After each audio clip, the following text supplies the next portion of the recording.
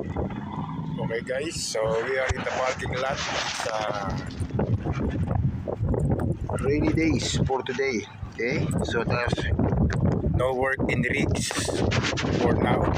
Maybe tomorrow. So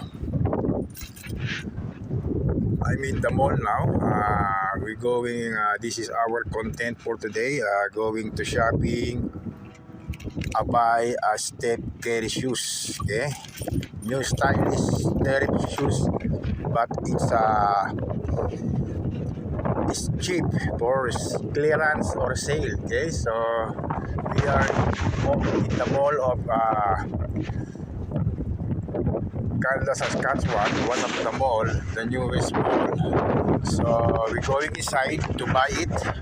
A step carry shoes. Okay, so this is our content now because no work at rigs now because of